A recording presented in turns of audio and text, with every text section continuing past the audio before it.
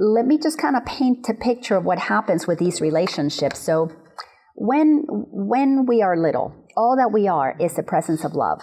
Now, there's another part of us, the ego's getting formed, and the ego's a decision to believe that I'm a body and I'm separate from everybody else. So as there is a soul that comes into the world totally innocent, there's an ego already operating from the sense of separation. So these two things are happening at the same time. So, but we meet others from a place of love first, and heart to heart,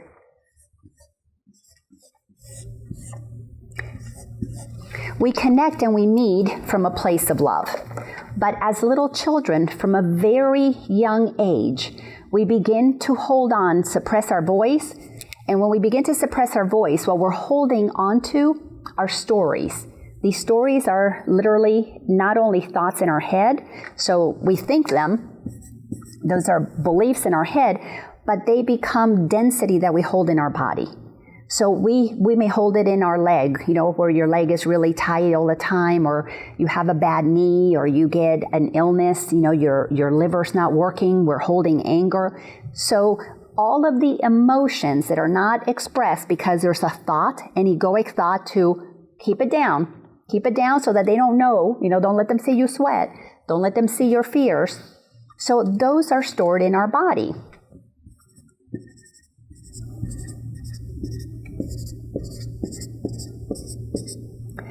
So we have those thoughts in our head, and we have the density that we're holding on to, the emotion that has not been, which is the energy of love that doesn't get put into motion. So what happens is later on we begin to create relationships, and somebody says something that goes against what we believe, like, oh, I don't like what you're wearing, and that feels like an insult. Kids on the playground will say really minor things, but they can leave pretty big impressions. And what happens is, let's just say maybe in an adult relationship, you fall in love, everything is wonderful, you're so connected. I remember this with my sweetheart. And then what happens is those thoughts after the honeymoon happens, you begin to say what you know. If your mom was, let's say, a woman who put the man down, and you grow up believing that, and that's what women did, then your partner, your guy says something that you don't like, and you're the female energy and you put them down, to you it feels normal. But if he came from a household that's not, you didn't talk to each other like that, there's going to be a shutting down. Or if he came from a household where, let's say, dad yelled at him, now the woman is going to feel like the energy of dad. So what begins to happen, are you tracking with me on that? Mm-hmm. Yeah, so what begins to happen is we begin to build layers. We begin to create barricades between us. Our ego begins to tell us we're not safe here being ourselves, so we begin to create defenses. The fence, if you take the word and you play with it, the fence becomes a fence that you build between you and them. So every time you defend yourself, you're literally creating a blockage between you and the other person. In order for us to create holy relationships, we have to be willing to move beyond the fence. We got to be willing to look, say, I'm scared, I'm afraid, what you said triggered something, what you said made me feel insignificant, like you don't care, like something is missing, like I'm not enough, so that person can hear their own lies. Because when we come to the place of realizing, I don't feel safe because of you, and you're really moving down this path. Now I'm talking about people who are pretty mature on their healing journey, because I'm talking to you like that's where you are. When you begin to realize I can't be me because of you, then you can trace that. Well, that belief that I have in my head, I can't be me because of you, where did that come from? Oh, it came from when I was a little kid, and whatever happened, dad or mom got mad at me, or grandma or somebody, and I felt like I wasn't okay being me. So I couldn't be me because of them. So when you said whatever you said, I feel like I couldn't be me, be myself because of what you said. The irritation is an invitation to say, I have the thought that I cannot be me. Where am I holding that pain? And then all of a sudden, you begin to get familiar with your body. You begin to be sensitized to where's this pain, and you realize, oh, no wonder I've not been able to walk steady because I've had a limp. So you question, well, what's going on in my leg? Well, maybe you're holding in your leg, and I'm making this up, but I'm not off, this is not true, but this example is made up. And you go to the place where when you were little, something happened, and you felt this pain because you felt rejected by whomever. You fell to the floor, and let's say there was a toy or something there that you fell on top of. That left an impression, and that I can't be myself gets associated with that pain in the leg, and now for the rest of your life you limp. But if you're willing to unpack things, you can take that thought, trace it to that pain wherever it was, and guess what you just did? You remove a block to love. You decide, I'm going to love myself enough to realize that I'm not going to use you to say that who I am is not okay. I'm going to return to the truth of who I am, and I'm okay regardless of what you think.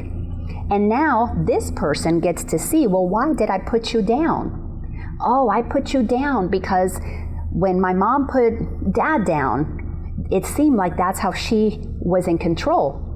And I don't like being out of control. I'm scared being out of control. So I put other people down to make me feel like I'm in control. And then you unpack that. Well, where did that come from? Oh, it came from when I was this age. Okay, you begin to unpack those memories, emotional wounding that happens when we were children. You trace them to the thoughts, and you remove a block to love. And little by little, the holy relationship gets created as we remove the beliefs that have an emotion that is stuck in our body. And that's how we begin the process of, now I'm simplifying something that takes a while, but it is not more complicated than this. I'm giving you exactly what needs to be done. 2 miles down the road. Can we repeat this?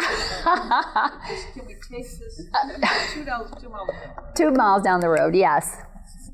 So, yes, everybody needs to hear that. So, our work with A Course in Miracles is to begin to understand that what we are is how God created us. There is a soul in us, the essence of who we are, that has never been touched by a word or a touch or a deed that anybody ever did.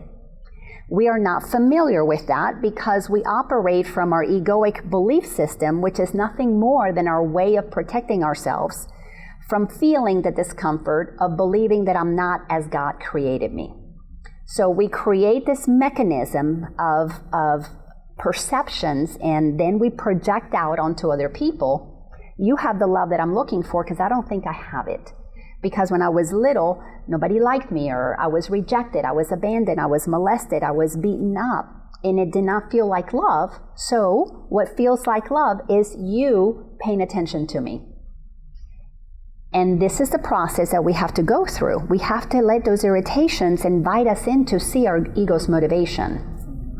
But what I want to focus on now is how do we create oneness according to A Course in Miracles? Because you're going to see that this is the path that leads to oneness. We have to do the work with others. So I put here just kind of a little bit of a summary. So the holy relationship is the path to oneness, because we separated ourselves by beginning to see each other as other than. So to create a new beginning, and let me share, this is right out of the text. So it's in the first part of the book.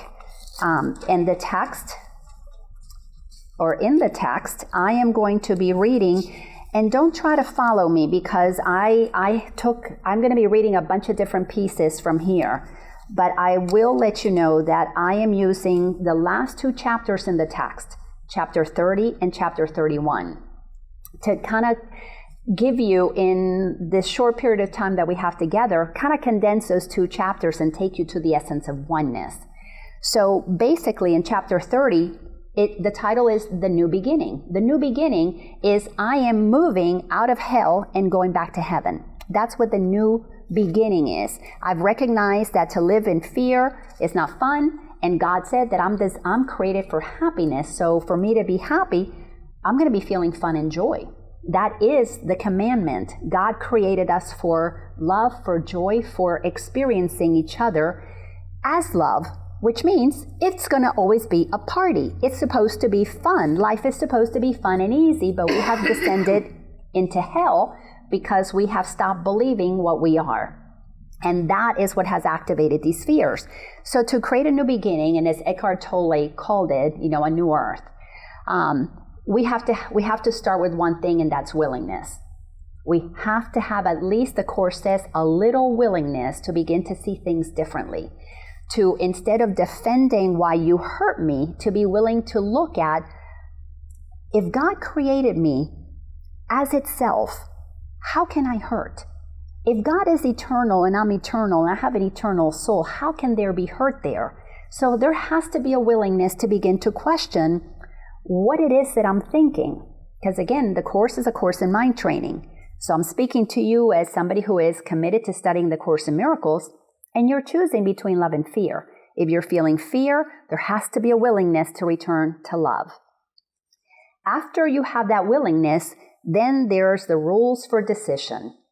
And the rules for decision basically give you two things that you need to decide. One is, what kind of a day do you want to have? Do you see how simple this is? Do you want to be happy, or do you want to be right about your ego? Do you want to be happy, or do you want to be hurting? It's a very simple question. What kind of a day do you want to have? Bottom line, how do you want to feel?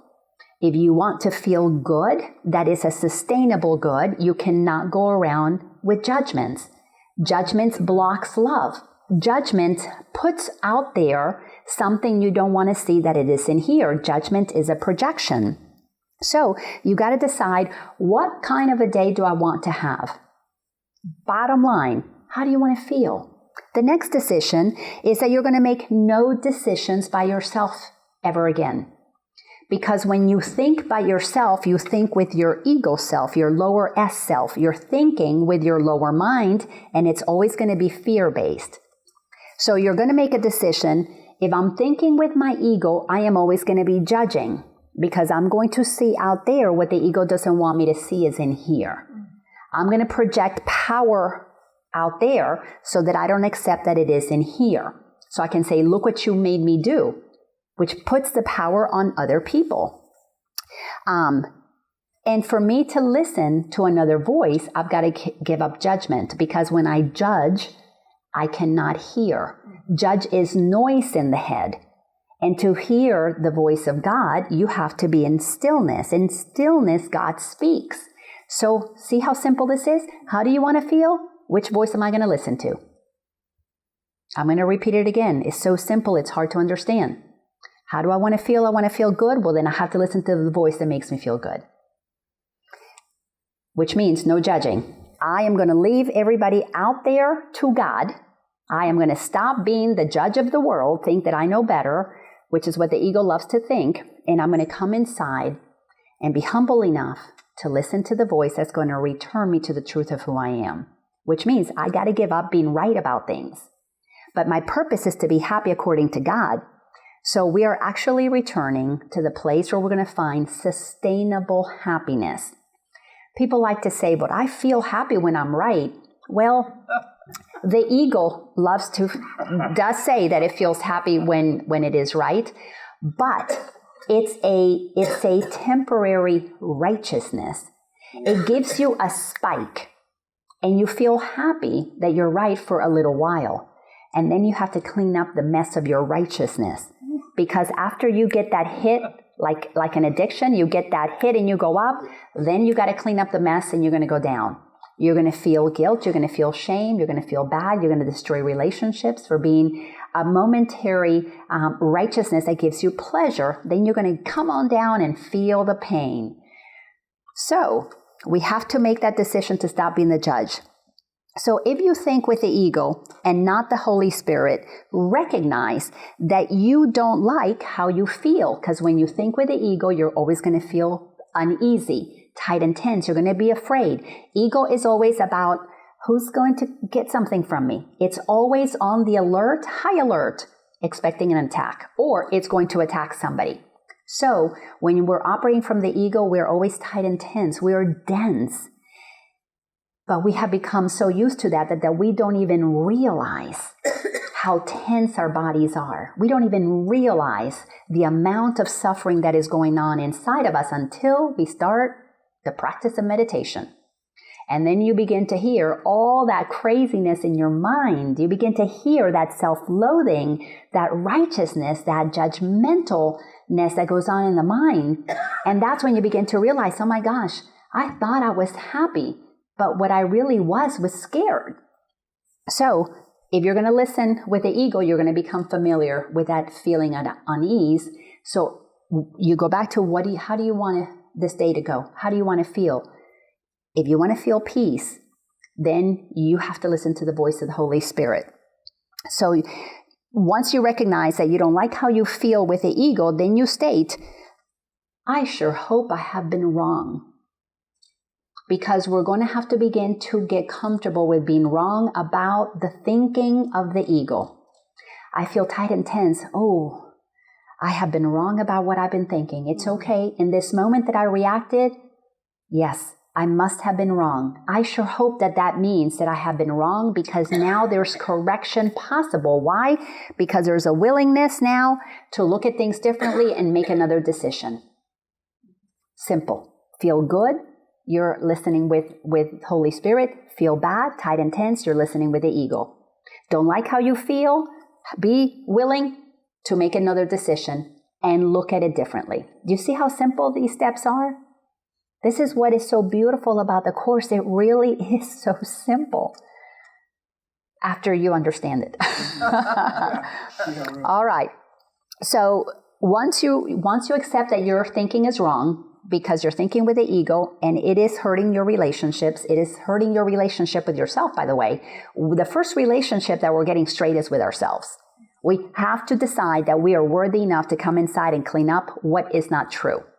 Once you begin the process of creating that holy relationship, you've already made the willingness. That's already established. Now the decision is, I'm going to use every relationship. Every irritation will be that invitation. If I don't feel good, I'm thinking wrongly. If I feel good, I just thought with the Holy Spirit. This is wonderful. So you celebrate that. But the minute that you decide to begin to look at things differently, you are going to be willing to really, you have to be willing to make a commitment to look at things from one way and one way only.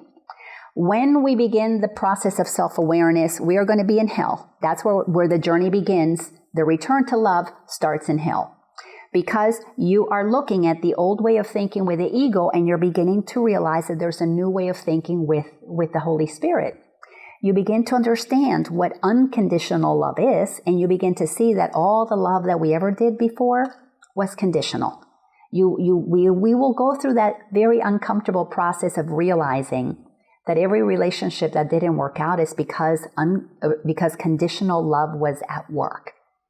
And that requires a level of discomfort on our part to sit with the fact that we have created the very thing that put us in hell. That's necessary to then say, now I'm willing to do whatever it takes to take me back to heaven, to restore me back to my sanity, to restore me back to my innocence, my holiness, my worthiness. So then goes the journey to make a decision. Once you know that there's another way, now you want to be happy instead of being right. And to be happy instead of being right, you have to give up thinking with the ego. You've got to begin to listen to the Holy Spirit, and then begins the process of forgiving yourself for when you do go back to the old pattern and you are thinking with the ego, which means you're making idols of things out there. These idols become the gods that you think are going to fill the hole that you believe you have. Because every one of us knows innately that we want to feel love. We want to feel whole. And wholeness and God and love, somewhere inside of us, we know that those go together. There is a knowingness that wholeness and God and love are one.